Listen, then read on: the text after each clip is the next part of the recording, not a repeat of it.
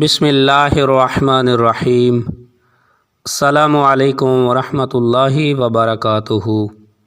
معزز ناظرین و سامعین، اللہ تعالیٰ آپ سب کو خوش و خرم رکھے، آباد رہیں، شاد رہیں۔ اللہ تعالیٰ آپ پر اپنا فضل و کرم فرمائے۔ اللہ کی رحمت بڑی وسیع ہے۔ اللہ تعالیٰ اپنے بندوں پر بڑا مہربان ہے۔ جب بھی اللہ تعالیٰ کی پاک بارگاہ میں سوال کیا جاتا ہے تو اللہ تعالیٰ بندے کی دعاؤں کو سننے والا ہے۔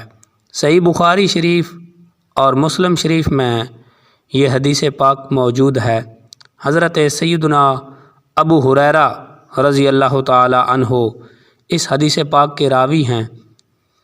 رسول اللہ صلی اللہ علیہ وآلہ وسلم نے فرمایا، اللہ تبارک و تعالی ہر رات کے آخری تہائی حصے میں آسمان دنیا پر آتا ہے۔ وہ کہتا ہے، کوئی مجھ سے دعا کرنے والا ہے کہ میں اس کی دعا قبول کروں؟ کوئی مجھ سے مانگنے والا ہے کہ میں اسے دوں؟ کوئی مجھ سے بخشش طلب کرنے والا ہے کہ میں اس کو بخش دوں؟ اندازہ فرمائیں احباب زیوکار، اللہ تعالیٰ کتنا مہربان ہے اپنے بندوں پر۔ اللہ کی رحمت پکار پکار کر کہتی ہے۔ ہم ہیں کہ خواب غفلت میں سوئے ہوئے ہیں، کاش ہم اللہ کی بارگاہ میں دعائیں مانگنے والے بن جائیں اور اللہ تعالیٰ ہماری مصیبتوں کو، ہماری پریشانیوں کو، ہمارے دکھوں تکلیفوں کو دور کر دے۔ اور احباب زیوکار، بندہ مومن کی شان یہ ہے کہ جب اس پر خوشحالی کے دن آئیں، آسائش اور فراخی کے دن آئیں تو ان دنوں میں اور زیادہ دعائیں مانگنے والا بن جائے۔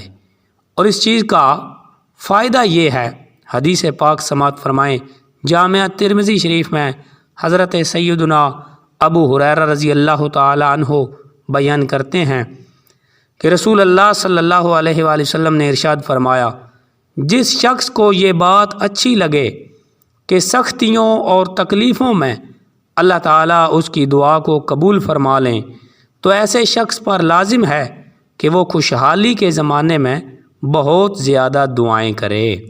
یعنی جب خوشحالی ہو، فراخی ہو، آسائشیں ہوں تو پھر اللہ کو بھول نہ جائے۔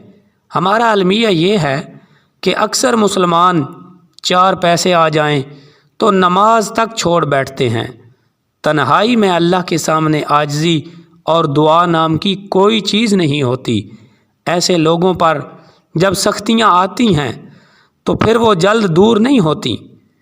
لہٰذا اگر کوئی شخص یہ پسند کرتا ہے کہ اللہ تعالیٰ کل کو آنے والی اس کی کسی تنگی میں اس کے لیے کشادگی پیدا کر دے تو ایسا شخص خوشحالی کے دنوں میں اللہ تعالیٰ کے سامنے رو رو کر دعائیں کرتا رہے اور صبح و شام کے اذکار کی پابندی کرے۔ آج کی یہ چھوٹی سی ویڈیو بس یہی پیغام دینے کے لیے ریکارڈ کرا رہا تھا کہ ہم اللہ کا ذکر کرنے والے بن جائیں اور جو وظائف اور دعائیں قرآن و سنت میں مذکور ہوئی ہیں ان کو اپنانے والے بن جائیں۔ احباب زیوکار، من گھڑت وظائف اور خود ساختہ اعمال اور طریقے اور کلمات جو لوگوں نے اپنی طرف سے بنا لیے ہیں ان سے بچیں اور خالص قرآن و سنت میں جو مذکور وظائف اور دعائیں ہیں ان پر عمل کریں۔ اللہ تعالی ہم سب کو عمل کی توفیق عطا فرمائے۔ میرے اس چینل پر قرآن و سنت میں مذکور وظائف اور مسنون دعائیں سکھائی جاتی ہیں اور انشاءاللہ اللہ کے فضل و کرم سے علم دین کے حوالے سے خالص قرآن و سنت کی روشنی میں بہت سا کام ہوگا۔ علم دین پڑھایا جائے گا، سکھایا جائے گا۔ احباب، اس چینل کی کامیابی کے لیے میرا ساتھ بھی دیں، ویڈیو کو لائک کر دیں، چینل کو سبسکرائب کریں اور نیچے کومنٹس میں اپنی رائے کا اظہار ضرور کیا کریں۔